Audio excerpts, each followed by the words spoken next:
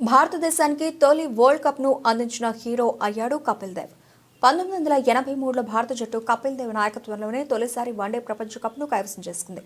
కాగా కపిల్ దేవ్ పై టీమిండియా మాజీ ఆటగాడు యువరాజ్ తండ్రి మేఘరాజ్ తీవ్రమైన ఆరోపణలు చేశారు. తనను దేశవాళీలో జట్టు నుంచి తప్పించడం వెనుక కపిల్ కీలక పాత్ర పోషించారని అన్నారు. దీంతో అతడిని చంపేందుకు పిస్టల్ను తీసుకెళ్లినట్లు యోగరాజ్ పేర్కొన్నారు. ఈ వ్యాఖ్యలపై తాజాగా కపిల్ దేవ్ స్పందించారు. పంజాబ్లో జరిగిన ఓ కార్యక్రమానికి కపిల్ దేవ్ హాజరయ్యారు. ఈ క్రమంలో అక్కడ మీడియా ప్రతినిధులు పలు ప్రశ్నలు ఆయన అడిగారు. యోగరాజ్ చేసిన వ్యాఖ్యలపై స్పందించాలని కోరగా అతను ఎవరు అని అన్నారు. యువరాజ్ సింగ్ తండ్రి అంటూ అక్కడ ఉన్న వారు చెప్పగా, ఓకే, ఇంతకు మించి ఏదైనా ఉందా, మరేమైనా ప్రశ్నలు ఉంటే అడగండి అంటూ కపిల్ అన్నారు.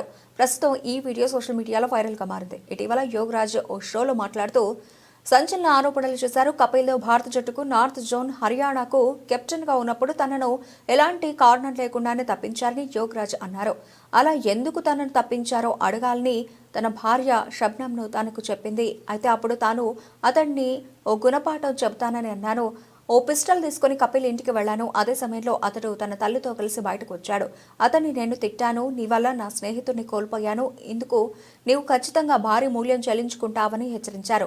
నీ తల మీద తుపాకీ పెట్టి ఇప్పటికిప్పుడు పేల్చేసేవాడిని, కానీ అలా చేయకపోవడానికి కారణం ఉంది. మీ అమ్మగారి వల్లే నీవు బతికిపోయావు. నీ వెనుక ఆమె ఉంది, అందుకే వదిలేస్తున్నా అని అతడితో చెప్పి షబ్నమ్ను తీసుకుని అక్కడి నుంచి వచ్చేశాను అని యోగరాజ్ అన్నారు.